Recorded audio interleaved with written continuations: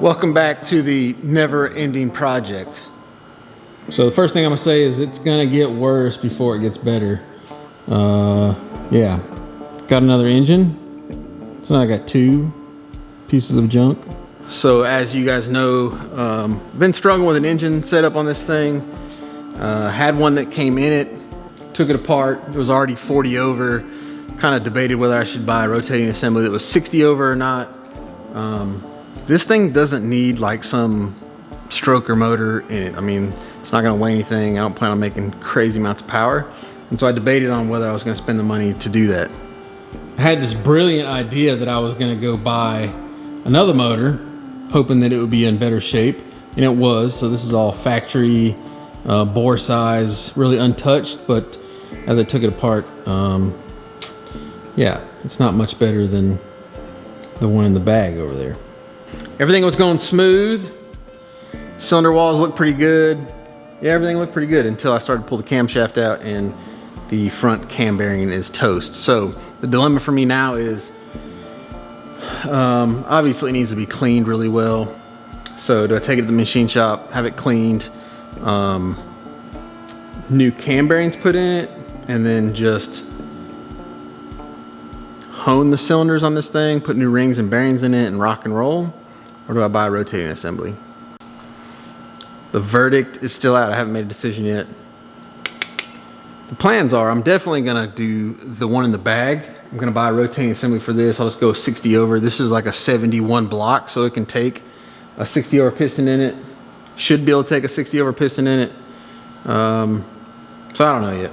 I gotta figure that out. Some updates though. So while this thing is out, I've been kind of working on a lot of little things that need to happen. I ended up needing to notch the tube here for the starter. It would have fit, but it was pretty tight. Started working on the brake lines, kind of got all those tidied up. One of the things I wanted to do was figure out how to mount everything, and I actually found these tabs, these little plasma cut tabs on eBay, I think is where I found these. Anyway, these things are pretty cool. Kind of welded these on the chassis where I wanted to mount the brake lines. Probably use them for some of the electrical and fuel lines as well. So they worked out pretty good. You can kind of see what I'm talking about. So there's one there. I think I've got a couple inside. So the brake line comes in. Got it mounted on both of those. Just got to tee it off here and return it to the back. Took the whole back end section off this thing as I'm trying to work on getting some of this stuff tidied up and finished. So I got it sitting out here. One of the things I need to do is make brackets for the fuel tank. So gotta make some brackets to hold that thing in there. Gonna mount another set of lights. So I'm gonna do 2 sets of lights in the back. I feel like it'll be a little more substantial and look better. So I'm gonna work on that. This whole thing is still raw, so I'm gonna coat it while I get it apart. Yeah, probably run some of the fuel lines, some of the brackets. I'm actually gonna have it where the fuel lines can disconnect right here, so this back section can come off really anytime I want it to. What else? Oh, battery tray. So I made a little battery tray for this thing, just out of some angle iron. Yeah, nothing fancy, so it's gonna go right in here somewhere. It's gonna be tight. I mean, the battery, it just barely clears under that thing, so I gotta figure out how I wanna mount that. I mean, this whole project though is kind of a battle of figuring out where things are gonna fit. You ever worked on a project and just feel like it's never gonna end? This is one of those. Now I'm kind of used to that though, because most projects are like that. You kind of get, you get in a lull, right? You kind of get burnt out a little bit. You just want it to be done at some point. I don't want to rush this thing too much. One of the ways I've kind of figured out how to combat that though is to make a checklist, especially when you start to get close to the end of a project. Make you a checklist, and then when you get in the shop, just check off 1 thing or 2 or as many as you can, but just, you know, be focused on checking off 1 thing at a time. It's, you know, it's the way you eat an elephant, 1 bite at a time, and these things, they're elephants. So that's what I've done. Got me a checklist, and as you can see, I've kind of got some stuff marked out, and I've also got little S's on the side of it. And these are the things I need to do in order to get this thing started. This is one of those projects that I feel like if I can get this thing started and running and that sort of thing, that it give me a little more motivation to fix it. Plus, for me, because I try to make everything so perfect, I'll spend way too much time working on things that don't really matter right now. And so that kind of keeps me focused on what needs to be done and work on the things that I need to get done to get this thing started and kind of moving around. And then a lot of little body pieces and just the detail stuff that I really enjoy doing, I'll finish those later. So you can see battery tray, I've got that checked off. Notched for starter. That was one of the things that needed to be done. So yeah, just got a full list of stuff to do. Obviously assembling engines on there, but I'll get to that. I think for today though, we'll focus on this one right here. Mount ECU and fuse block. And maybe make mounts for the fuel system, because that won't be too hard. And because, well, I've been working off camera and I've already kind of thrown something together to mount the ECU. So just a little sheet metal, put a little piece of steel rod on the backside to kind of support it. And then the plan is kind of mount this thing in here like this. So that'll hold the fuse block and the ECU.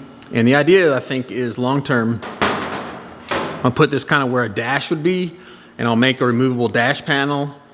And that way I can kind of show off some of the electrical in there. I mean, you know, the guys over at Amp EFI supplied the ECU for me, or helped me out with it. And so I want to kind of show that off, you know, kind of give them some love. And so that's the idea. So yeah, let's get the thing tacked in there, kind of mount it up and show you what I'm looking for.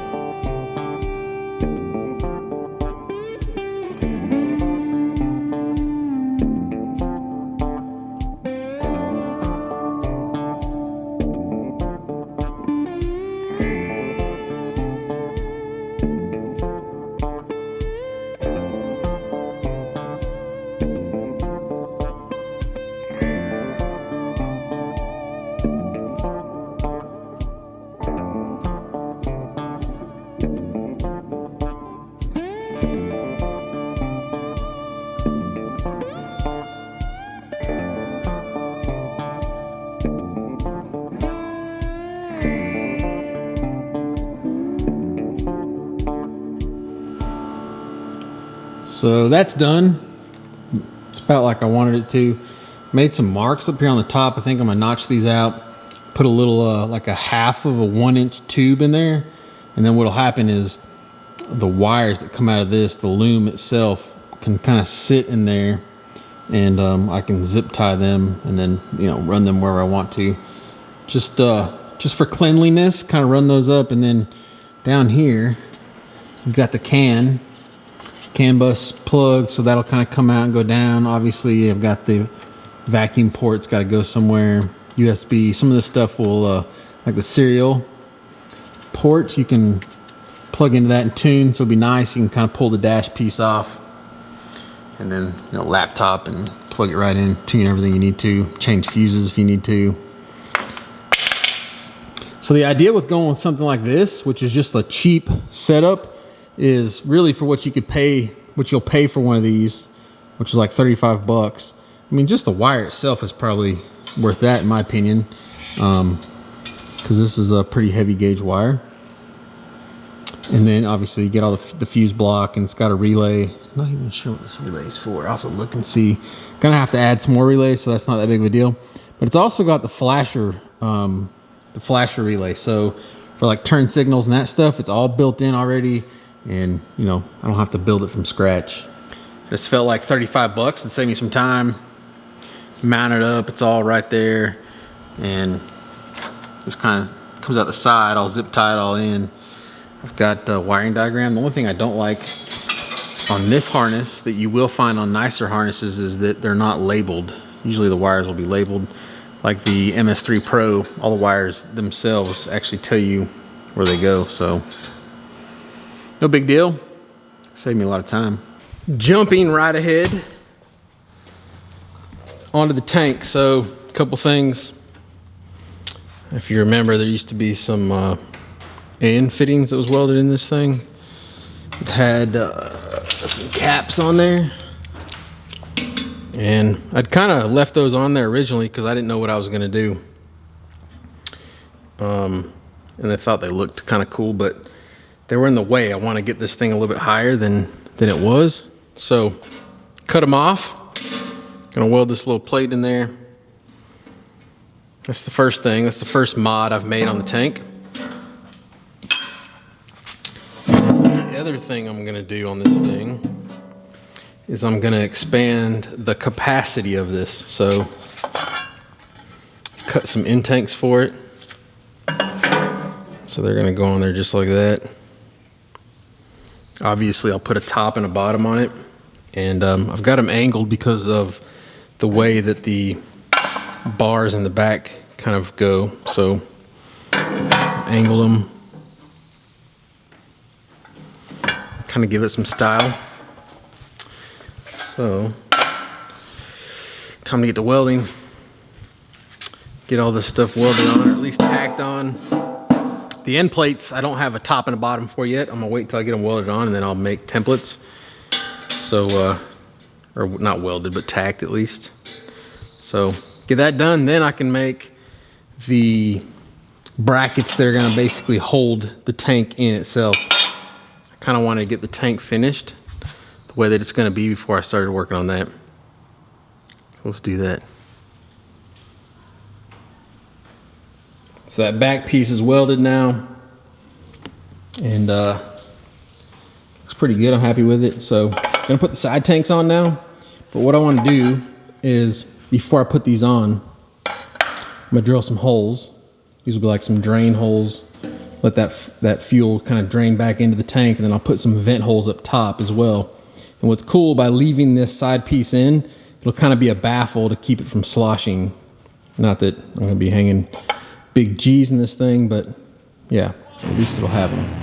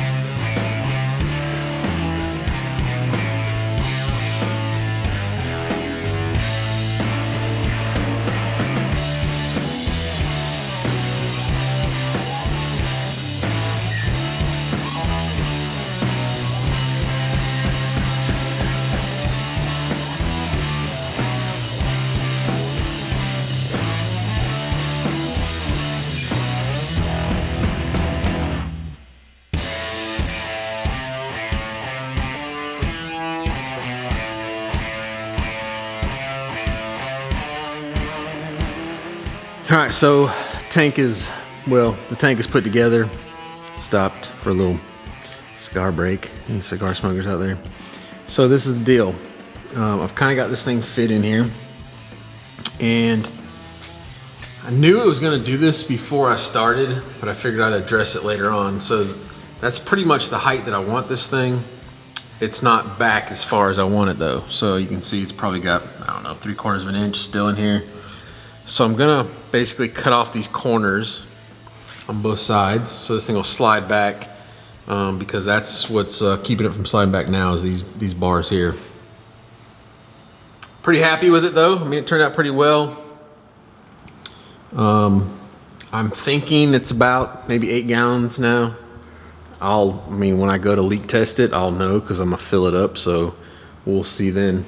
But for now, we'll cut these tips off, put those little triangle pieces in, then we'll start working on the brackets to hold this thing.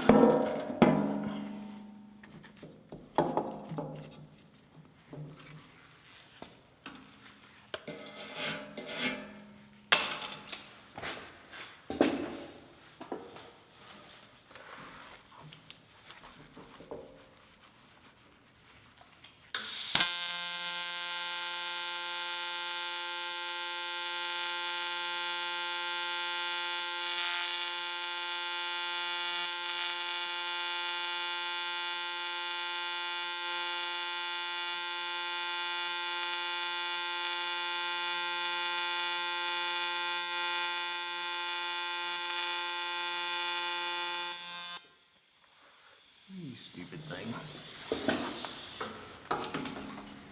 Dang block with me already.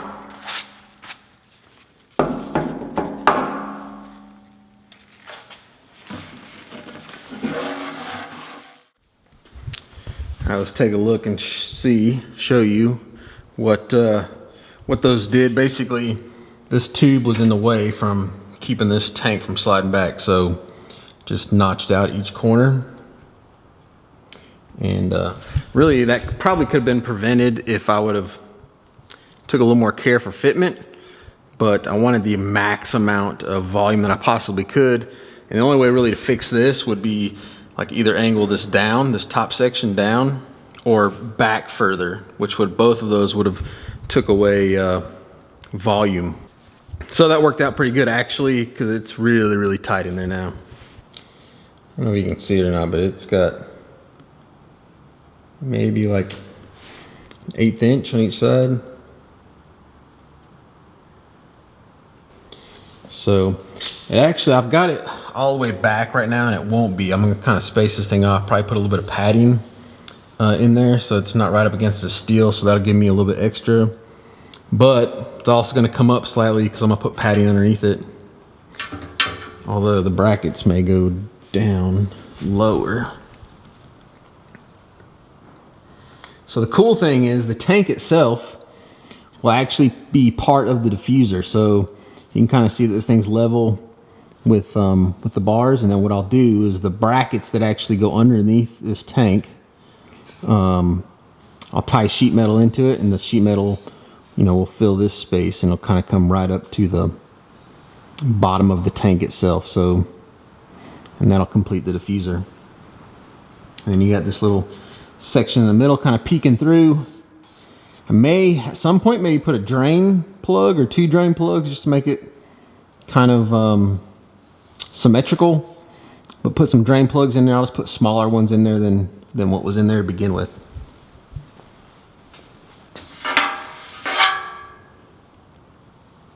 So now I just got to work on the brackets, and I've already started them.